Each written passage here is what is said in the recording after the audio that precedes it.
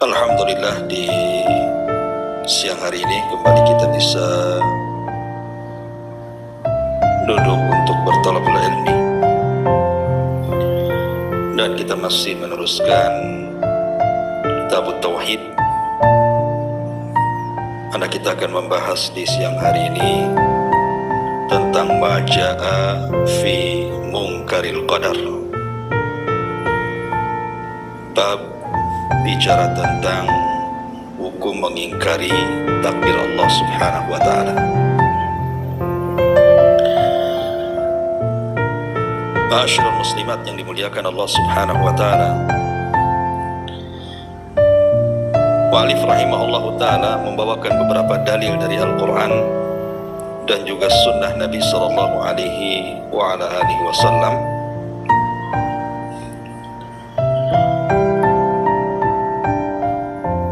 Pertama, beliau membawakan sebuah riwayat dari Ibnu Umar radhiyallahu anhu.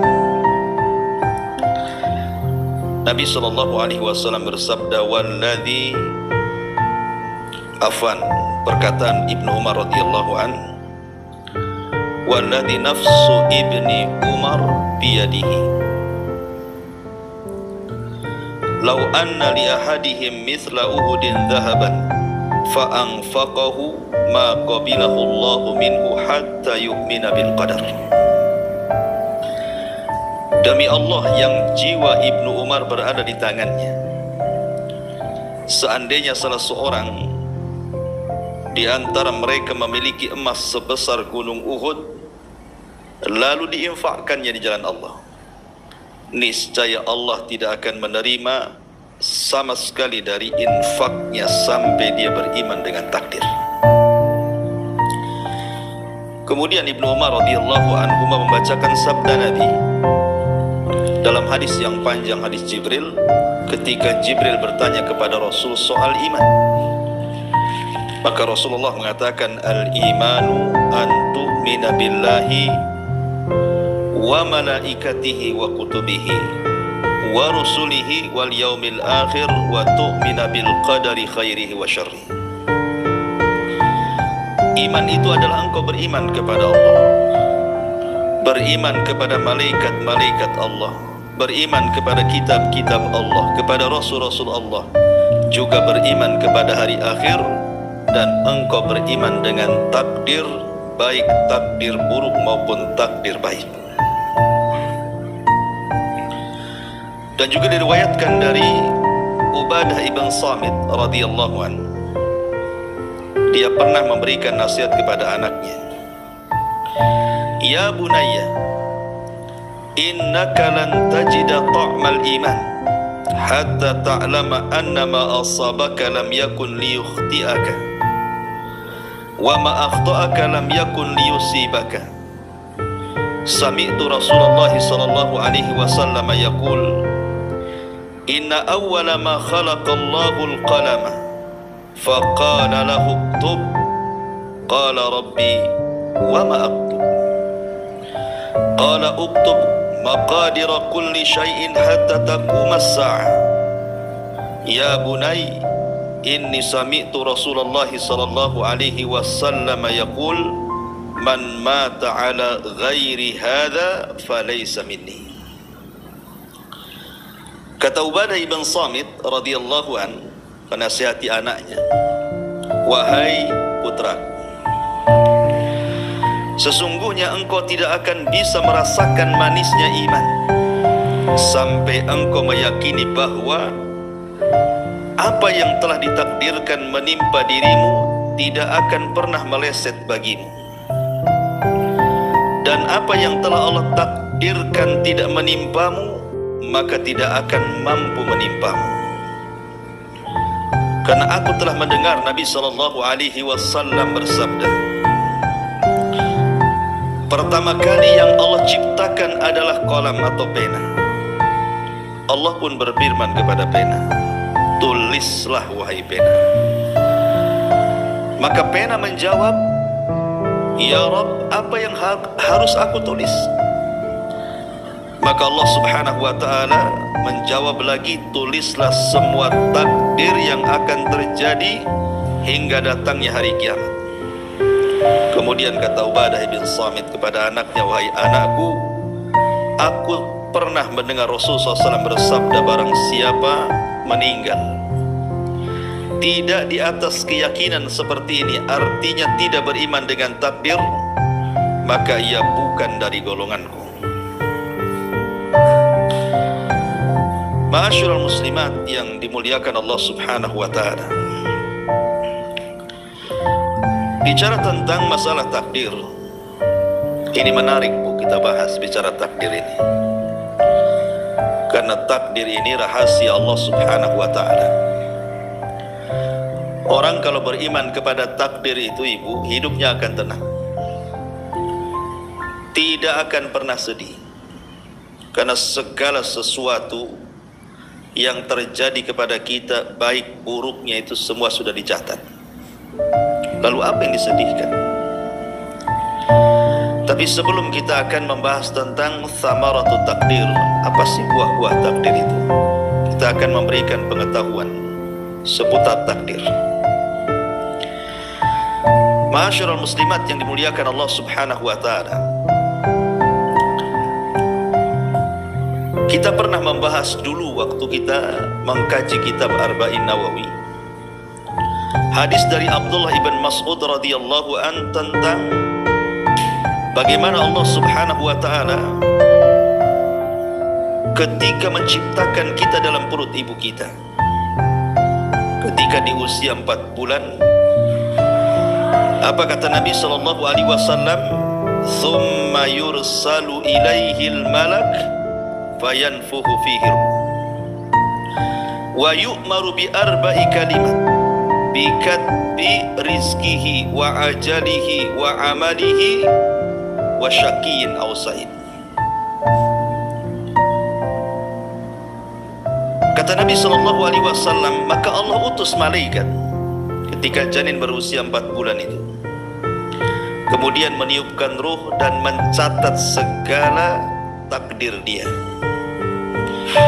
Malaikat ini kemudian mencatat kepadanya pertama rizkinya. Jadi rizki sudah dicatat malaikat ketika kita masih dalam perut ibu kita. Kemudian yang kedua, ajal kita. Kemudian yang ketiga, amal kita. Dan yang terakhir, kesudahan usia kita. Apakah kita su'ul khotimah, maknanya celaka, ataukah kita husnul khotimah, maknanya bahagia. Ma'asyiral muslimat yang dimuliakan Allah Subhanahu wa ta'ala, pengarang kitab Tauhid menyebutkan tentang sumpah Ibnu Umar radhiyallahu anhu. Sebenarnya kisah Ibnu Umar ini begini ceritanya. Ada seseorang dari Basrah, dari Irak, namanya Humaid ibn Abdurrahman al-Himyari. Humaid ibn Abdurrahman al-Himyari ini berdua bersama Yahya ibn Ya'mur itu ingin ziarah ke kota Nabi Sallallahu Alaihi Wasallam dan ingin berjumpa dengan salah seorang sahabat Nabi, karena ada yang ingin ditanyakan. Soalnya di Basrah itu ada seorang yang bernama Ma'bad al-Juhani, membuat paham baru dalam urusan takdir, di mana Ma'bad al-Juhani itu Allah berikan kecerdasan tapi menyimpang akidah dalam bab takdir. Dia mengingkari tentang catatan Allah Subhanahu wa ta'ala. Jadi Allah tidak akan pernah mencatat sebelum hamba-hambanya berbuat. Kalau hamba berbuat baru dicatat, kalau hamba tidak berbuat tidak dicatat. Padahal beriman dengan takdir itu harus beriman dengan rukun-rukun takdir. Nanti saya akan sebutkan.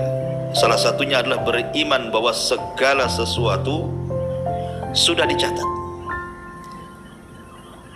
Lah akhirnya kemudian Humaid Ibn Abdurrahman Al-Himyari dan juga Yahya Ibn Ya'mur ini Allah takdirkan berjumpa dengan Ibnu Umar radhiyallahu anhu. Kemudian keduanya menggandeng sebelah kiri kanannya.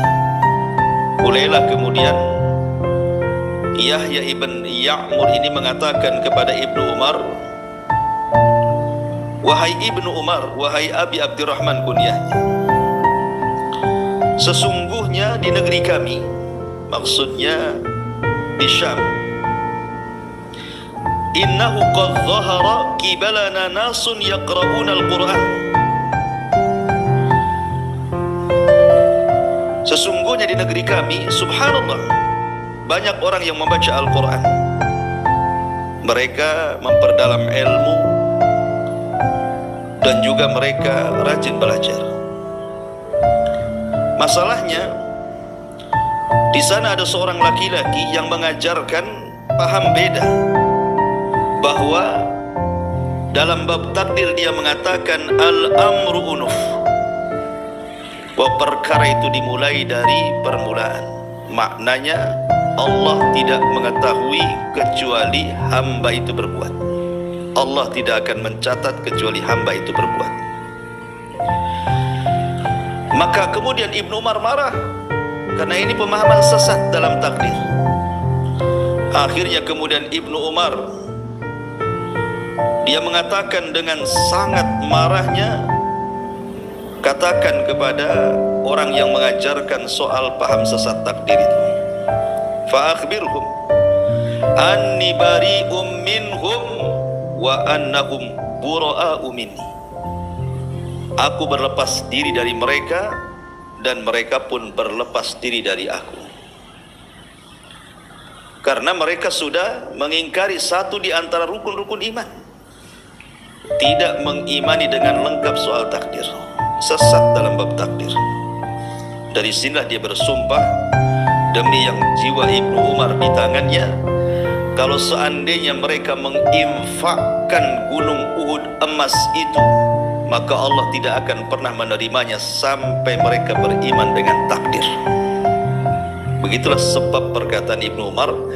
Kemudian Ibnu Umar menukilkan sebuah riwayat dari ayahnya Umar bin Khattab, hadis yang panjang yang disebut dengan hadis Jibril, sampai ketika Jibril bertanya soal iman, salah satunya Rasul mengatakan, "Antu'mina bil qadari khairihi wa syarrihi." Engkau beriman dengan takdir, baik takdir buruk ataupun takdir baik. Ma'asyiral muslimat yang dimuliakan Allah Azza wa Jalla, maka dari sini kita tahu bahwa beriman dengan takdir itu adalah bagian daripada beriman dengan rukun iman. Tidak boleh seorang mukmin kecuali harus beriman dengan takdir, bahwa Allah telah mentakdirkan kepada kita semuanya.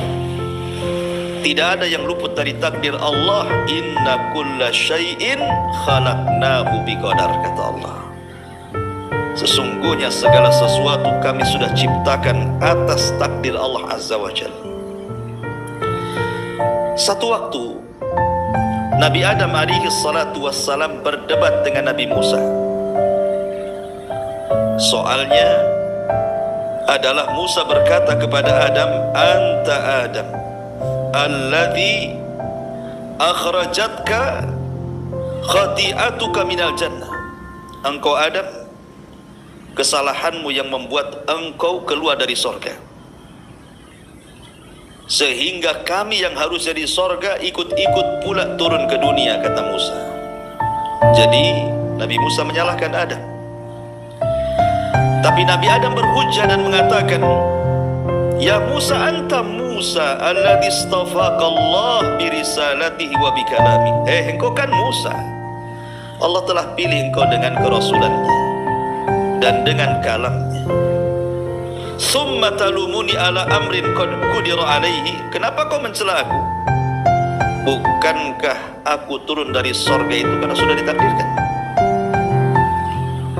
Kemudian Nabi Adam mengatakan, "Ingat, engkau itu punya Taurat, dan Tauratmu sudah dicatat sebelum aku diciptakan. dan dalam Tauratmu ada kata-kata, maka Adam akan bermaksiat kemudian akan turun dari sorga. Seolah-olah Adam mengatakan, kalau seandainya dalam Tauratmu tidak ada kata-kata seperti itu, tentu aku tidak diturunkan dari sorga. Jangan salahkan aku, salahkan Tauratmu. Maka Adam pun kemudian berhasil mendebat Nabi Musa alaihi salatu wassalam. Jadi begini, Nabi Musa alaihi salatu wassalam menyalahkan Nabi Adam karena Nabi Adam itu bermaksiat, memakan buah larangan, akhirnya diturunkan dari surga. Jadi Musa mengatakan, gara-gara kamu, begitu bahasanya, gara-gara kamu wahai Adam, kami akhirnya tidak tinggal di surga. Kami pula akhirnya jadi turun ke dunia, penuh dengan berbagai macam bala di dunia. Beda dengan surga penuh dengan nikmat. Kalau bukan karena kamu bermaksiat, tentu kami tidak akan ke dunia, kata Musa. Maka Adam mengatakan, hei Musa, Allah sudah pilih engkau loh. Kau jadi nabi, jadi rasul, dan engkau orang yang banyak bicara dengan Allah. Peristiwa yang aku alami, aku diturunkan dari surga ke bumi ini, itu sudah dicatat sebelum aku diciptakan. Artinya bahwa kalau seandainya tidak ada catatan bahwa Adam akan turun ke bumi, nggak mungkin Adam turun dari surga. Karena sudah dicatat, itulah sebelum aku diciptakan sebelum aku diciptakan sudah dicatat duluan. Makanya inilah memang begini takdirnya, aku harus turun ke dunia. Dan itu tercatat dalam Taurat. Ma'asyiral muslimat yang dimuliakan Allah subhanahu wa ta'ala, tidak bisa orang itu menyalahkan seseorang berhujah dengan takdir. Ataupun kita bermaksiat tiba-tiba berhujah dengan takdir. Umpamanya ada seorang LGBT yang melakukan homoseksual, kemudian kita katakan tobat, LGBT itu penyakit, itu kerjaannya kaum Lut, nanti diazab Allah. Terkadang mereka ngomong apa? Ah, ini sudah takdir, katanya. Saya jadi LGBT lo sudah takdir, katanya. Jadi jangan salahkan, nanti kalau ada waktunya tobat, saya tobat kalau sudah takdirnya berubah, katanya. Tak bisa orang itu berdalil dengan takdir untuk kemaksiatan kepada Allah Azza wa Jalla. Ma'asyiral muslimat yang dimuliakan Allah subhanahu wa ta'ala. Kemudian kita tahu bahwa rukun takdir itu ada 4. Ini harus diimani. Kalau orang paham dengan rukun takdir ini, insya Allah hidupnya akan tenang. Dan alhamdulillah sih, kebanyakan kaum muslimin walaupun mereka tidak paham perinciannya, tapi sebagian besar mereka beriman dengan rukun yang 4 ini. Yang pertama, rukun takdir itu kita harus beriman bahwa ilmu Allah itu mencakup segalanya. Tidak ada yang tersembunyi bagi Allah, baik yang ada di langit dan ada di bumi, baik yang ada di luar atau di dalam, baik rahasia atau terang-terangan, baik dalam keterangan ataupun kegelapan. Tidak ada yang tersembunyi dari Allah subhanahu wa ta'ala. Allah itu meliputi segala sesuatu pengetahuannya. Innallaha bikulli syai'in alim. Allah itu atas segala sesuatu maha mampu, maha mengetahui. Allah atas segala sesuatu maha mengetahui. Artinya tidak ada satu perkara pun yang tidak diketahui Allah. Semua Allah tahu. Sampai Allah subhanahu wa ta'ala berfirman dalam Al-Quran, wa indahu mafatihul ghaib la ya'lamuha illahu wa ya'lamu ma fil barri wal bahri wa ma tasqutu min waraqatin illa ya'lamuha wa la habbatin fi dhulumatil ardi wa la ratbin wa la yabisin illa fi kitabim mubin. Dan kunci-kunci semua yang gaib itu ada pada Allah.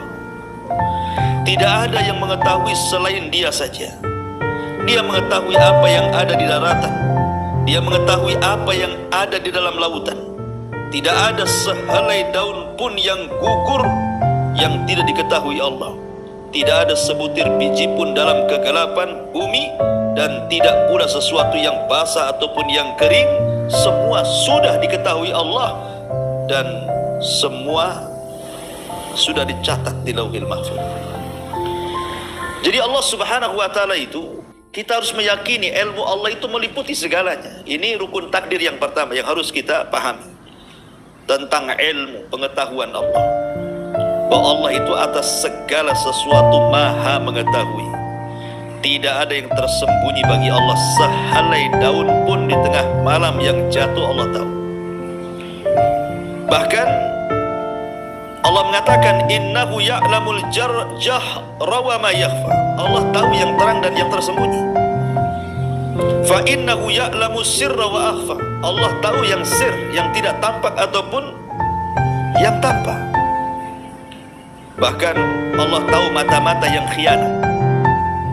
Mata-mata yang khianat, ta'lamu kha'inatal a'yun wa ma tukhfi sudur, ataupun yang kita sembunyikan dalam dada kita.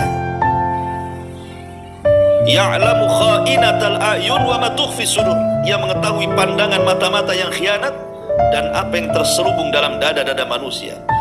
Allah tahu si fulan hasad, si fulan dendam, si fulan benci, si fulan marah, si fulan senang, si fulan cinta. Allah tahu, kita tidak tahu. Nampak dia senyum-senyum di hadapan ibu, rupanya dia sedang merencanakan keburukan sama ibu kan. Kita tidak tahu maksudnya apa, karena kita tidak bisa memprediksi hati orang. Tapi Allah tahu isi hati orang itu. Apakah orang ini pendendam, pemarah, pemaaf? Allah tahu semuanya. Makanya rukun takdir yang pertama, yakini bahwa ilmu Allah itu menjangkau semuanya. Maka apabila manusia ragu-ragu akan ilmu Allah, seolah ada sesuatu yang tidak diketahui Allah, dia bisa kafir masalahnya. Makanya Imam Malik dan juga Imam Syafi'i pernah mengatakan terhadap kelompok sesat Qadariyah, nadhirul qadariyata bil ilmi, fa in aqarru bihi khasimu wa in jahaduhu kafir. Nadhirul qadariyah, debat orang-orang Qadariyah itu bil ilmi, suruh menetapkan pengetahuan Allah.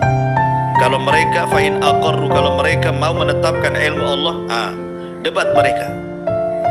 Tapi kalau mereka menentang ilmu Allah, kafirkan saja. Ya, jadi orang yang ragu-ragu di sana ada sesuatu yang luput dari Allah Subhanahu wa taala, bisa kufur hukumnya. Ini yang pertama. Yang kedua, mengimani bahwa Allah telah menulis sebagian pengetahuannya, belum semuanya. Jadi sebagian pengetahuan Allah itu sudah dicatat, Bu, di Lauhil Mahfuz.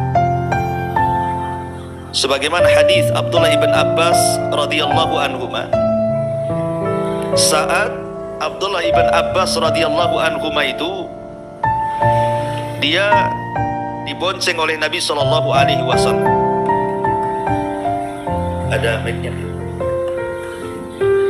Jadi Abdullah ibn Abbas radhiyallahu anhuma,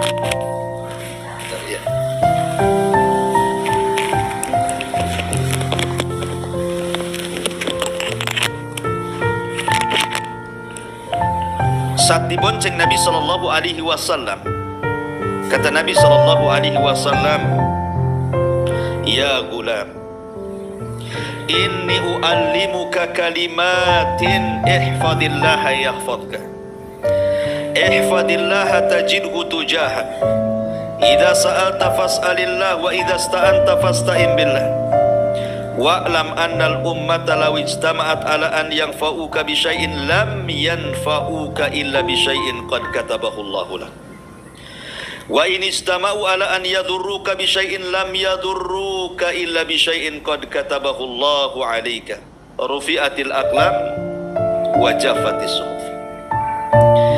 Kata Rasul kepada Abdullah ibn Abbas radhiyallahu anhuma, wahai anak muda, maukah ku ajarkan kau beberapa kalimat? Jaga Allah, Allah akan jaga kamu. Jaga Allah, niscaya Allah akan kau dapati di hadapan. Kalau kau minta, minta kepada Allah. Kalau kau minta pertolongan, minta pertolongan kepada Allah. Ketahuilah kalau seandainya umat ini berkumpul untuk memberikan manfaat kepadamu dengan sesuatu, manfaat tidak akan sampai kepadamu kecuali apa yang sudah Allah catat. Ataupun kalau manusia berkumpul untuk mencelakakan kamu, maka tidak akan mungkin kau celaka kecuali kecelakaan itu sudah dicatat. Kenapa? Karena kolam sudah diangkat dan suhuf sudah kering. Artinya di sana ada yang mencatat dan di sana ada yang dicatat.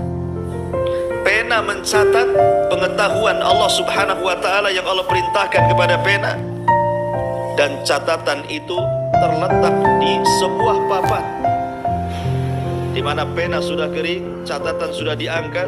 Artinya segala sesuatu sudah ada catatannya. Makanya kenapa Nabi SAW tadi yang sudah saya sebutkan dalam matannya kitab Tauhid ini dari hadis Ubadah bin Samit yang memberikan nasihat kepada anaknya, salah satunya dia mendengar Nabi SAW mengatakan sesungguhnya awal yang pertama Allah ciptakan kolam. Kemudian Allah katakan, hei kolam catat. Kata kolam, ya Rabb, apa yang harus aku catat? Kata Allah, catat segala sesuatu yang akan terjadi sampai dibangkitkan kiamat. Maka yang kedua, mengimani Allah telah mencatat sebagian ilmunya di Lauhil Mahfuz. Ma'asyiral muslimat yang dimuliakan Allah Subhanahu wa Ta'ala. Makanya Allah Subhanahu wa Ta'ala menyebutkan dalam surah Al-Hadid ayat 22, ma asaba min musibatin fil ardi wala fi anfusikum illa fi kitabin min qabli an nabra'aha inna dzalika 'ala Allah yasir. Tidak ada satu bencana pun yang menimpa di bumi dan tidak pula pada dirimu, melainkan telah dicatat di Lauhil Mahfuz sebelum kami menciptakannya. Sungguh yang demikian itu mudah bagi Allah Azza wa Jalla. Maka rukun takdir yang kedua, Bu, kita yakin bahwa sebagian pengetahuan Allah sudah dicatat di Lauhil Mahfuz yang berkaitan dengan seluruh makhluknya termasuk kita. Semua takdir kita dicatat di sana. Rizki kita, umur kita, amal kita, bencana kita, dan begitu seterusnya. Tidak ada yang luput bagi Allah Subhanahu wa Ta'ala. Ini yang nomor 2. Kemudian yang nomor 3, mengimani bahwa Allah Subhanahu wa Ta'ala yang menciptakan semua makhluknya. Bahwa Allah Subhanahu wa Ta'ala yang menciptakan semua makhluknya. Allahu khaliqu kulli syai'in. Allah lah yang menciptakan segala sesuatu yang ada di alam semesta ini. Tidak ada satupun yang luput dari ciptaan Allah Subhanahu wa Ta'ala. Baik ciptaan Allah itu berupa kebaikan ataupun ciptaan Allah itu berupa keburukan. Allah itu menciptakan segalanya. Baik ciptaannya buruk dianggap oleh kita atau ciptaannya dianggap baik oleh kita.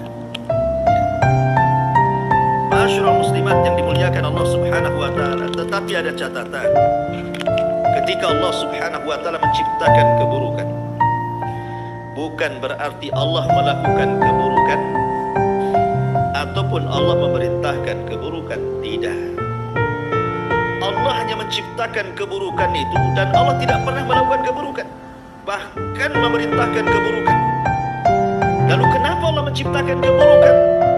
Allah menciptakan keburukan itu untuk ujian bagi kita manusia. Alladzi khalaqal mauta wal hayata liyabluwakum ayyukum ahsanu amala. Dialah yang menciptakan ada kematian, ada kehidupan, agar Allah menguji kalian mana di antara kalian yang paling baik amalannya. Jadi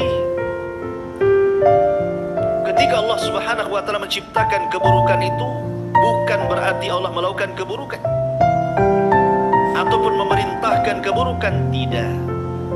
Allah menciptakan keburukan itu hanya untuk ujian bagi manusia. Iblis itu adalah ra'sus syarri, kan, Bu, ya? Iblis itu adalah pusat daripada keburukan manusia. Siapa yang menciptakan iblis, Bu? Allah. Karena iblis sendiri yang ngomong dalam Quran itu. Ketika Allah mengatakan qala ma mana'aka alla tasjuda id amartu. Iblis, kenapa kau tidak sujud ketika aku perintahkan sujud? Kata iblis, ana khairum minhu, khalaqtani min narin wa khalaqtahu min tin. Ya Rabb, loh, aku lebih baik daripada Adam. Kau ciptakan aku dari api dan kau ciptakan Adam dari tanah. Lihat, kata iblis, kau ciptakan aku. Menunjukkan iblis itu yang menciptakan siapa? Allah.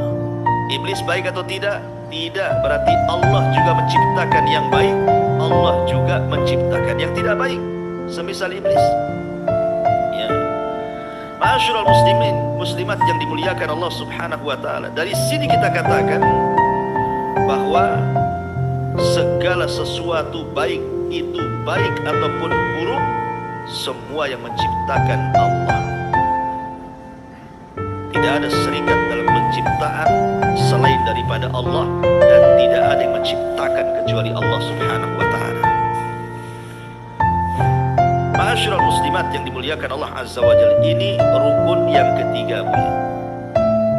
Kemudian rukun yang terakhir yang harus kita imani dengan rukun-rukun takdir itu adalah mengimani bahwa segala kejadian di alam semesta ini tidak mungkin terjadi kecuali karena kehendak Allah. Segala sesuatu yang terjadi di alam semesta ini, termasuk dalam kehidupan kita, entah kita kaya, kita miskin, kita sedih, kita bahagia, kita bercampur, kita berpisah, kita menangis, kita tertawa, dan begitu seterusnya, itu semua tidak lepas dari kehendak Allah. Karena Allah yang mengatakan, innama amruhu idza arada syai'an an yaqula lahu kun fayakun. Sesungguhnya urusannya, apabila dia menghendaki sesuatu, dia hanya berkata jadi, maka jadilah. Wa ma tasyauna illa an yasha Allahu rabbul alamin. Dan kamu tidak dapat menghendaki menempuh jalan itu kecuali karena Allah yang berkehendak. Wa ma tasyauna illa ay yasha Allah. Ma'asyiral muslimat yang dimuliakan Allah Azza wa Jalla, dan kehendak Allah itu pasti terjadi. Kalau Allah menghendaki sesuatu, tidak mungkin tidak terjadi, wajib terjadi kalau Allah mau. Karena apapun yang Allah kehendaki pasti terjadi, walaupun kita tidak menghendakinya. Apapun yang kita kehendaki mustahil terjadi kalau Allah tidak menghendakinya. Masya Allahu kana walau lam yasha'an nas wa ma yasha'un nas lam yakun illa idza sya'allah. Kata ulama, apa yang Allah kehendaki pasti terjadi walaupun manusia tidak menghendakinya. Tapi apa yang dikehendaki manusia mustahil terjadi kecuali kalau Allah berkehendak kejadiannya. Ma'asyiral muslimat yang dimuliakan Allah Azza wa Jalla, dari sini kita tahu bahwa kehendak Allah itu pasti terjadi. Tetapi ada yang Allah tidak kehendaki, ada yang Allah kehendaki. Seperti Allah Subhanahu wa taala mengatakan, liman syaa minkum an yastaqim wa ma tasyauna illa ayyasha Allahu rabbul alamin. Bagi sesiapa di antara kamu yang mau menempuh jalan yang lurus, dan kamu tidak dapat menghendaki menempuh jalan itu kecuali apabila dikehendaki Allah Tuhan semesta. Artinya, kalau Allah mau, semua manusia itu pasti berada di jalan yang lurus. Tapi kan tidak semuanya. Makanya Allah mengatakan, lau syaa rabbuka la amana man fil ardi. Kalau Allah berkehendak, semua yang di bumi beriman. Atau lau syaa lahadakum ajmain. Kalau Allah berkehendak, Allah akan berikan hidayah satu dunia ini. Tidak berat bagi Allah menciptakan manusia seperti malaikat itu. Kalau Allah mau, kita bisa diciptakan oleh Allah seperti malaikat. Wa yaf'aluna ma yu'marun. Senantiasa berbuat apapun yang Allah perintahkan. Tetapi Allah tidak berkehendak seperti itu kan. Kita bukan malaikat. Tapi kalau Allah mau jadikan kita malaikat, bisa. Mana nggak bisa? Tidak ada yang mustahil bagi Allah. Idza arada syai'an an yakuna lahu kun fayakun. Tetapi Allah tidak berkehendak seperti itu. Manusia bukan malaikat, tapi manusia diberikan ikhtiar yang tidak diberikan kepada para malaikat. Ikhtiar itu pilihan. inna hadainahu sabila imma syakiran wa imma kafura. Sesungguhnya kami telah berikan manusia itu jalan. Ada jalan yang baik, ada jalan yang buruk. Ada jalan yang syukur, ada jalan yang kufur. Wa amma thamud fahadainahum fastahabbul ama 'alal huda. Seperti kaum Thamud, kami berikan hidayah, kami utus Rasul Nabi Hud kepada mereka, bukannya memilih petunjuk, malah buta dari petunjuk. Ma'asyiral muslimat yang dimuliakan Allah Subhanahu wa taala. Dari sini kita tahu bahwa tidak ada satupun yang terjadi di alam semesta ini kecuali karena kehendak Allah. Termasuk kehendak-kehendak kita pun tetap di bawah kehendak Allah Azza wa Jalla. Maka setelah kita tahu, inilah disebut rukun takdir, Bu ya. Saya ulangi ini secara singkat. Rukun takdir itu satu, beriman bahwa Allah mengetahui segala sesuatu yang ada di alam semesta, di langit dan di bumi, tersembunyi atau terangnya. Yang kedua, Allah Subhanahu wa taala sudah mencatat sebagian ilmunya di sebuah papan yang disebut dengan Lauhil Mahfuz. Segala sesuatu yang terjadi ada tertulis di situ.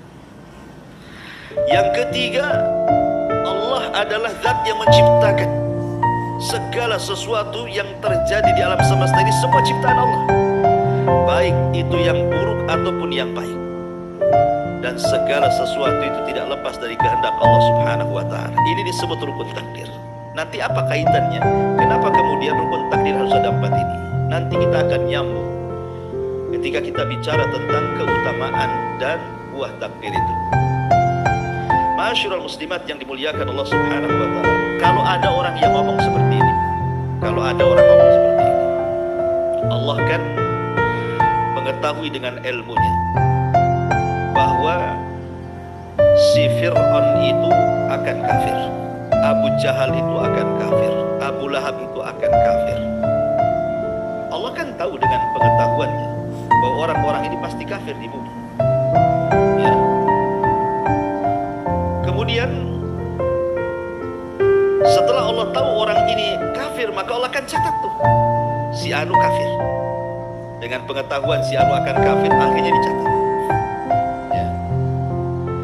Pertanyaannya, apakah si Fir'aun, si Abu Jahal, si Abu Lahab, si Qarun, si Namrud, dan orang-orang kafir lainnya, mereka kafir karena dipaksa Allah? Kenapa Allah memaksa dia harus kafir? Karena Allah sudah menghendaki dia kafir dan Allah sudah mencatat dia kafir. Bisa dipahami pertanyaannya? Saya ulangi. Allah mengetahui dengan ilmunya bahwa Fir'aun, Namrud, Qarun, Abu Lahab, Abu Jahal itu kafir dengan pengetahuan Allah. Kemudian pengetahuan itu dicatat. Dalam catatannya Fir'aun kafir, si Namrud kafir, si Qarun kafir, Abu Lahab kafir, Abu Jahal kafir. Dalam catatan. Pertanyaan, setelah betul-betul Allah ciptakan Namrud, Fir'aun, Qarun, Abu Lahab, dan Abu Jahal di bumi, betul-betul mereka kafir. Pertanyaannya, apakah kafirnya orang-orang ini itu karena Allah yang memaksa dia kafir? Karena dia sudah dicatat dia kafir, Allah paksa dia harus kafir? Ataukah karena kehendak dia, si Fir'aun, si Namrud itu yang menghendaki kafir? Karena syubhatnya begini, syubhatnya ya, ada sebagian orang di masyarakat itu begini ngomong, lah kalau Allah Subhanahu wa ta'ala sudah mencatat yang masuk sorga ya masuk sorga, yang masuk neraka ya masuk neraka, lah ngapain kita beramal? Kalau saya sholat, puasa, zakat, kalau takdirnya masuk neraka, capek-capek saja lah saya sholat jadinya. Bagus saya dah sholat, kalau sudah ditakdirkan masuk surga kan masuk surga saya, ya. Kan ada orang yang kemudian memahami seperti itu. Atau mungkin memahami kebalikannya dengan cara apa? Karena Allah sudah mencatat si fulan dengan ilmunya, si fulan akan kafir, si fulan akan kafir, maka ketika Allah menciptakan betul-betul harus dikafirkan sama Allah, biar sama dengan catatannya. Ini kan syubhat yang berbeda satu dengan yang lainnya, ya. Kita jawab satu-satu. Ma'asyiral muslimat yang dimuliakan Allah Subhanahu wa ta'ala. Allah Subhanahu wa taala berfirman dalam ayat yang tadi saya baca, inna hadainahus sabila imma syakiran wa imma kafura. Kata Allah, kami loh sudah berikan dua jalan kepada engkau. Ni jalan kesyukuran, ni jalan kekufuran. Kau milih mana? Milih mana? Mau jalan kesyukuran atau jalan kekufuran? Terserah. Allah tidak maksa kok. Ya. Allah tidak maksa kita harus menuju jalan syukur atau menuju jalan kufur. Itu ikhtiar kita, pilihan kita. Maksud saya begini, ketika Allah Subhanahu wa ta'ala dengan pengetahuannya si Fir'aun itu akan kafir, kemudian dicatatnya, kemudian betul-betul Allah ciptakan si Fir'aun. Lah, kekafiran si Fir'aun itu bukan karena Allah paksa dia harus kafir supaya sama dengan catatannya di Lauhil Mahfuz, tapi karena dia memilih, dia sendiri ingin jadi orang kafir. Jadi yang memilih kekafiran si Fir'aun itu ya si Fir'aun sendiri minta kafir dia. Si Abu Jahal sendiri yang memilih dia ingin kafir. Si Abu Lahab sendiri yang menjadikan dia ingin kafir. Si Qarun sendiri yang berikhtiar dia ingin kafir. Karena Allah tidak pernah memaksa orang. Allah itu tidak pernah maksa orang harus kafir, tidak. Justru Allah berikan pilihan dan Allah berikan kehendak kepada kita. Ini jalan yang baik, ini jalan yang buruk. Kok kamu pilih yang buruk? Ya jangan salahkan Allah. Tapi dengan pengetahuannya dari jauh-jauh zaman Allah sudah tahu memang orang ini pasti kafir. Tapi kekafirannya bukan karena dipaksa Allah, tapi karena kehendak dia. Bisa dipahami ya? Mudah-mudahan paham ya. Ya, memang kalau urusan takdir ini belak-belok ya saya terangkan saja ya. Intinya begini, bahwa manusia itu tidak ada yang dipaksa. Manusia itu punya pilihan. Ini yang baik, ini yang buruk. Ya milihlah. Ya. Makanya kenapa Allah Subhanahu wa ta'ala berikan kepada badan kita ini, Allah kasih mata, Allah kasih hidung, Allah kasih telinga, Allah kasih kaki, tangan, hati, pikiran. Untuk apa gunanya itu? Untuk memilih mana jalan yang baik, mana jalan yang buruk. Ya. Karena seseorang itu kan harus ada sebab, harus mencari sebab. Orang ingin masuk surga itu harus cari sebab. Jangankan urusan surga bu ya, urusan akhirat. Orang ingin masuk surga harus pakai sebab, sebabnya sholat, sebabnya ibadah. Urusan dunia saja harus pakai sebab. Jangan tawakal kepada takdir. Umpamanya gini, Ustaz saya nggak akan makan 3 hari. Kenapa? Kalau takdirnya kenyang kok katanya. Kira-kira ibu hidup nggak 3 hari? Ya.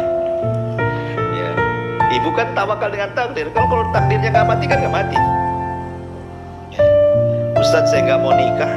Kenapa? Saya tuh pengen punya anak tapi nggak mau menikah. Kalau lo takdirkan saya punya anak kan pasti punya anak. Punya anak nggak tuh? Ya, anak angkat tuh gini, anak orang diambil. Ya. Itu urusan dunia saja mencari sebab tuh. Mencari sebab urusan dunia. Tidak bisa kemudian seseorang itu hanya berfokus kepada takdir saja. Kalau saya sudah gini ya sudah. Nggak begitu. Seperti orang LGBT, dia mengatakan ini kan sudah takdir Allah. Tidak, kau cari sebab kesembuhan. Kau ini sakit, bukan sehat ya. Kau sakit karena Allah tidak pernah menciptakan itu LGBT. Allah ciptakan laki-laki suka perempuan, bukan laki-laki suka laki-laki. Makanya Allah ciptakan Adam dengan Hawa, bukan Adam dengan laki-laki, dengan Hawa perempuan. Jadi nggak bisa kemudian kita menyandarkan kepada takdir. Sebagaimana jangan pernah kita katakan kita dipaksa takdir. Kenapa seperti ini? Karena takdir yang memaksa saya seperti ini. Kita tidak dipaksa takdir. Kita ini punya pilihan. Di hadapan kita nih, kalau seandainya saya katakan, ibu mau kemana? Ke Batu Aji. Saya katakan, ke Batu Aji itu ada 2 jalan loh bu. Satu nih jalan ini, kalau ke Batu Aji penuh dengan perampok, penuh dengan penjahat, kemudian penuh dengan binatang buas di situ, kemudian gelap gulita. Kemudian saya katakan, yang ini ada jalan lagi sama-sama ke Batu Aji. Yang ini terang, jalannya luas. Oh, pokoknya banyak orang. Kira-kira bu, ibu milih yang mana? Milih yang terang lah. Atas kehendak siapa? Ibu yang berkehendak, ngambil sebab supaya selamat. Jadi begitu caranya memahami takdir itu.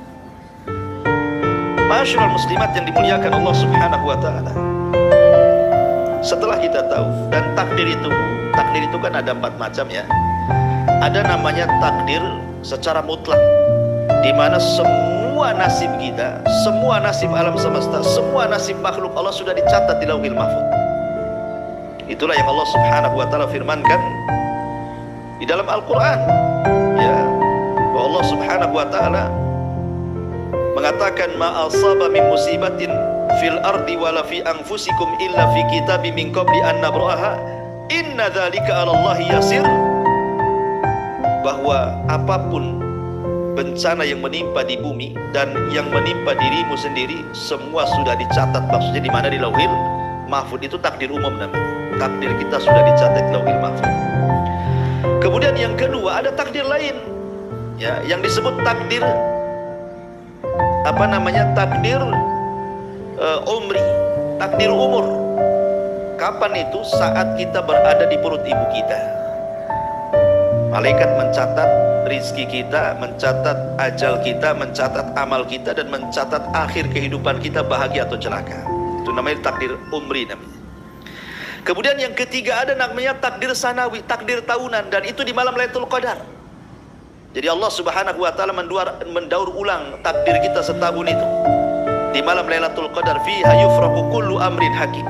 Di malam itu kami daur ulang lagi takdir-takdir manusia. Dan ada namanya takdir harian, fi kulli yaumin huwa fi sya'an. Setiap hari Allah sibuk dengan hambanya. Terkadang Allah menghidupkan, Allah mematikan, Allah membuat sakit, Allah membuat orang itu sehat, Allah membuat orang itu kaya, Allah membuat orang itu miskin, Allah membuat orang ini sedih, orang membuat orang ini bahagia, orang membuat orang ini tertawa, orang membuat orang ini, Allah membuat orang ini menangis, dan begitu seterusnya. Allah sibuk ya mengurus hambanya. Dan kita lihat itu hari-hari ada orang mati, ada orang hidup, melahirkan, dan begitu seterusnya. Ya, lah ini semua adalah disebut dengan taksimul qadar. Ya, pembagian takdir. Ada takdir yang umum Lauhul Mahfuz, ada takdir umri di dalam perut ibu kita, ada takdir tahunan di malam Lailatul Qadar, dan ada takdir di setiap hari Allah itu sibuk dengan hamba-hambanya. Fi kulli yaumin huwa fi sya'an. Setiap hari Allah itu sibuk. Ya. Yang ingin saya utarakan ini yang paling penting ya. Setelah kita mengkaji dari awal sampai akhir, mbok paham atau tidak ibu-ibu, pokoknya sudahlah dari awal sampai akhir sudah cerita saya. Sekarang masuk, apa sih pentingnya? Pentingnya seseorang itu beriman dengan takdir itu apa pentingnya? Perhatikan firman Allah Subhanahu wa taala. Allah Subhanahu wa taala berfirman di dalam Al-Qur'an, ma asaba min musibatin fil ardi wala fi anfusikum illa fi kitabim min qabli an nabraha inna dzalika 'ala Allah yasir likaila tas'au 'ala ma fatakum wala tafrahu bima atakum wallahu yuhibbu kulla mukhtalin fakhur. Setiap bencana yang menimpa di bumi dan yang menimpa kepada dirimu sendiri, semuanya telah dicatat di Lauhil Mahfuz sebelum kami ciptakan dia. Sungguh yang demikian itu mudah bagi Allah. Agar kamu, di sini syahidnya mendengarkan, agar kamu tidak bersedih hati terhadap apa yang luput dari kamu, dan agar kamu tidak terlalu gembira terhadap apa yang diberikan kepadamu, dan Allah tidak menyukai orang-orang yang sombong dan membanggakan. Maksudnya begini, orang kalau betul-betul beriman dengan takdir, bahwa segala sesuatu tidak luput dari pengetahuan Allah, segala sesuatu tidak luput dari catatan Allah, segala sesuatu tidak mungkin terjadi karena Allah yang menciptakannya, segala sesuatu tidak mungkin terjadi kecuali karena kehendaknya, hati kita tenang. Ketika Allah Subhanahu wa ta'ala memberikan musibah kepada kita, kita tidak terlalu sedih. Kaila ta'sau 'ala ma fatakum. Umpamanya orang ini dipecat dari pekerjaannya, jatuh dari kendaraan, kemudian cacat permanen. Orang ini mungkin bercerai, ya, atau mungkin sulit ekonomi, atau apalah musibah ya yang menimpa kita ini. Kalau seandainya Allah timpakan musibah kepada kita, Bu, kalau kita beriman dengan takdir, kita tidak akan sedih. Tidak akan sedih. Walaupun sedih itu tidak akan lama. Walaupun sedih itu ya tidak sedih sekali. Kenapa?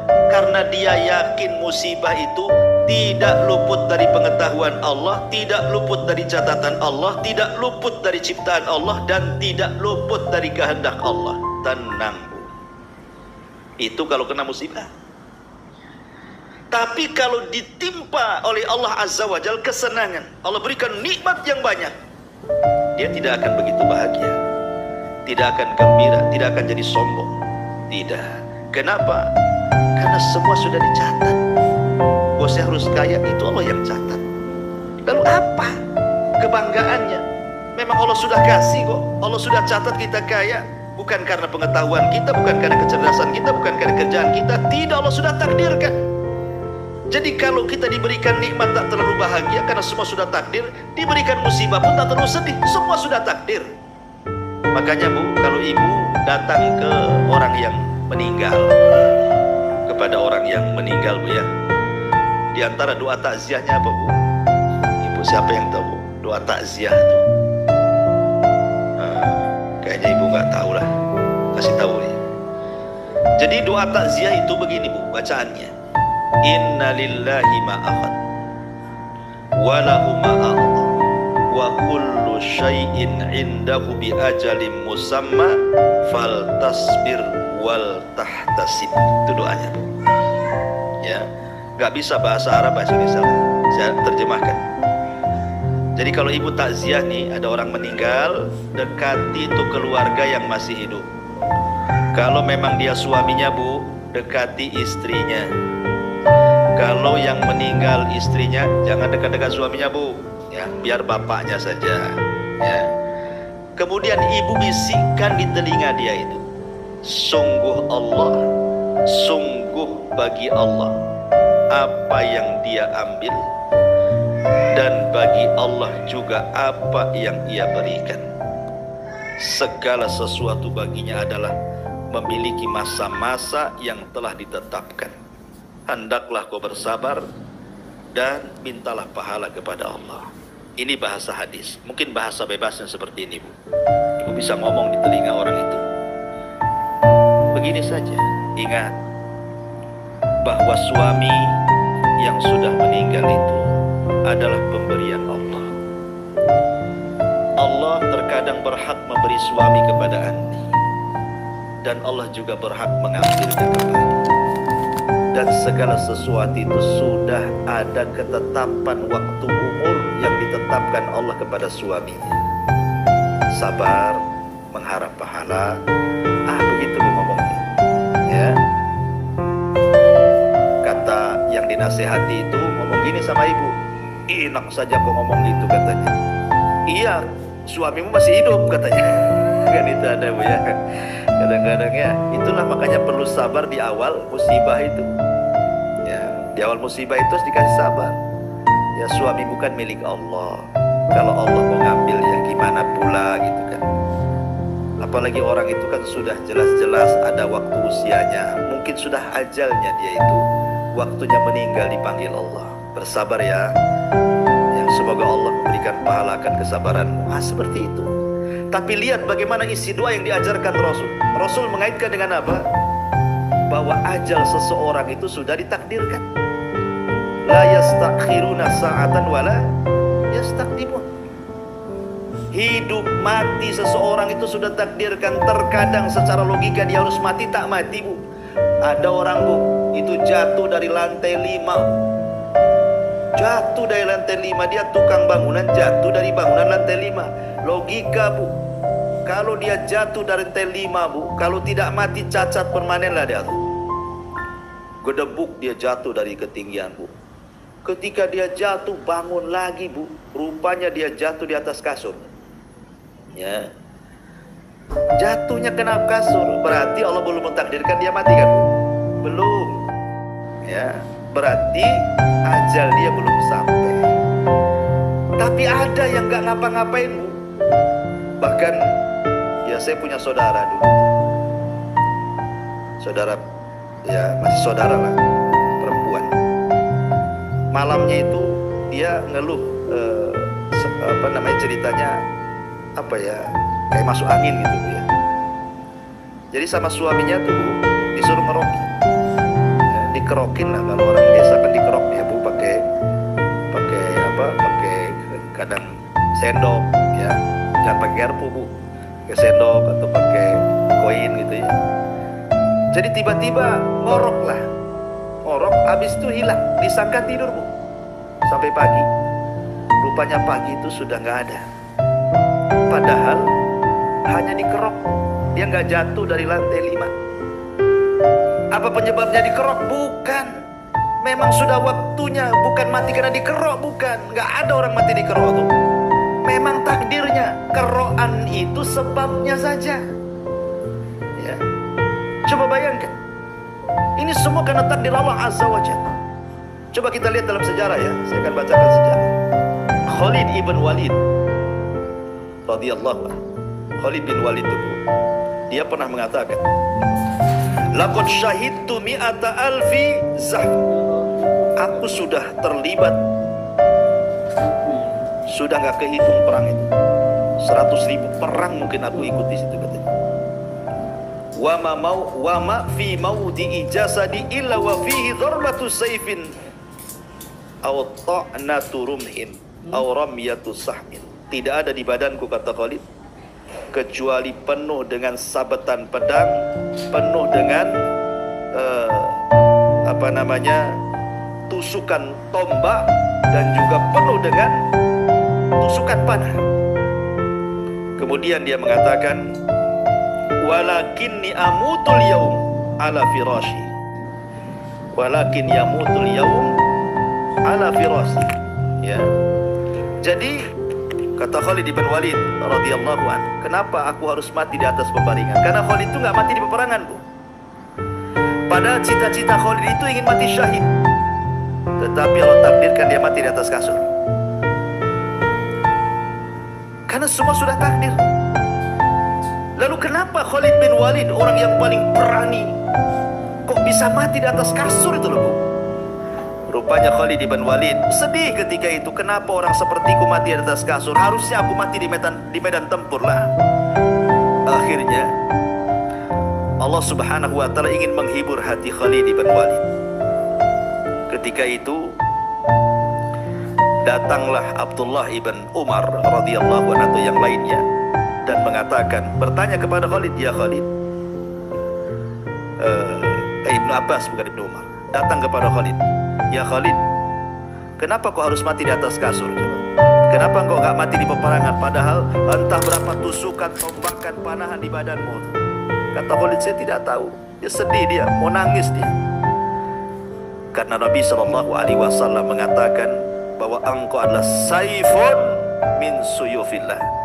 Engkau adalah pedang dari pedang-pedang Allah, dan pedang Allah tidak mungkin bisa dipatahkan di peperangan.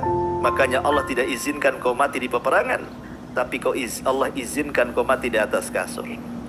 Dan niatmu ingin berjihad itu sudah dianggap mati syahid, walaupun mati di atas kasur. Lihat, takdir kan Bu? Siapa yang tidak kenal Khalid? Kenapa dia mati di atas kasur? Sudah takdirnya begitu. Bahkan ada Sa'id bin Zubair Bu. Sa'id bin Zubair itu didatangi Hajjaj bin Yusuf. Itu raja zalim itu, penguasa zalim Hajjaj bin Yusuf itu. Kata Hajjaj bin Yusuf kepada Sa'id bin Zubair itu, Sa'id, saya akan bunuh engkau dengan siksaan yang belum pernah aku siksa manusia sebelum dan setelahnya. Subhanallah. Diancam Sa'id bin Zubair itu Bu. Tapi Sa'id bin Zubair itu tidak ada takut sama sekali itu. Nggak ada takut-takutnya. Padahal sudah jelas-jelas dia terikat di depannya penguasa zalim yang pasti hari itu kalau dia dibunuh pasti mati. Tetapi luar biasa Sa'id bin Zubair mengajarkan tawakal kepada kita, mengajarkan keimanan kepada takdir, seolah-olah dia mengatakan kul la yusibana illa ma kataballahu lana. Katakan tidak ada yang menimpa kita kecuali apa yang ditulis oleh Allah. Akhirnya ketika Hajjaj ini mengancam si Sa'id bin Zubair akan dibunuh dan akan disiksa demikian rupa, apa katanya? Sa'id bin Zubair, lihat kata-katanya bagi dia biasa, bagi kita luar biasa Bu. Dia mengatakan, "Hei Hajjaj, kalau seandainya kematianku ada di tanganmu, aku akan jadikan kau Tuhanku dan aku akan sembah dirimu selain daripada Allah Subhanahu wa ta'ala." Oh, ini kan luar biasa. Kalau seandainya kematianku ada di tanganmu, lau kana mauti fi yadika ya Hajjaj, kalau kematianku ada di tanganmu, la ja'altuka ilahan, aku akan jadikan kau Tuhan, wa a'budu min dunillah, dan aku akan sembah kau selain Allah. Tapi kau bukan Tuhan, kematianku bukan di tanganmu. Inilah tawakal yang luar biasa, beriman dengan takdir luar biasa. Ya, kalau memang belum waktunya mati, belum waktunya mati. Ya. Masyarul muslimat yang dimuliakan Allah Subhanahu wa ta'ala. Makanya ada seseorang, lupa saya namanya, ketika memerangi Musailamah al-Kadzab. Musailamah al-Kadzab, ya, itu dia dilempar ke benteng pasukan Musailamah al-Kadzab yang disebut dengan Hadiqatul Maut, kebun kematian itu. Itu di benteng itu ratusan orang yang jaga, dia dilempar untuk membuka benteng. Harusnya dia mati secara logika, dia selamat pula dia. Tidak ada satupun yang kemudian menembus sehingga dia mati. Ya, ada luka tapi tak mati, menunjukkan bahwa semua takdir Allah Subhanahu wa ta'ala. Maka apapun musibah, apakah kematian, apakah kemiskinan, apakah sakit, atau apapun, maka terapkan dalam hati kita supaya tenang, yakin musibah ini, satu, tidak lepas dari pengetahuan Allah, dua, tidak lepas dari catatan Allah, tiga, itu merupakan ciptaan Allah, dan yang keempat, itu semua atas kehendak Allah. Lalu kenapa Allah buat kita sakit? Kenapa Allah buat kita miskin? Kenapa Allah buat kita ini tidak nyaman? Bukankah itu keburukan bagi kehidupan kita? Sekali lagi, Allah tidak hanya menciptakan kebaikan, tapi Allah juga menciptakan keburukan. Tapi Allah tidak pernah melakukan keburukan, dan Allah tidak memerintahkan keburukan. Allah sengaja ciptakan keburukan itu untuk menguji kita. Kalau kita sakit, ya sedang diuji supaya kita betul-betul beriman atau tidak, kan itu ya. Sabar atau tidak, ikhlas atau tidak, ya, jujur atau tidak keimanan kita, ataukah dusta, dan begitu seterusnya dan begitu seterusnya. Ya, masyarul muslimat yang dimuliakan Allah Subhanahu wa ta'ala. Ya, saya kira sampai di sini Bu. Afwan, mic-nya juga mati, dan saya jam 3 ada urusan, tidak ada tanya jawab ya. Kita langsung tutup dengan doa kafaratul majlis.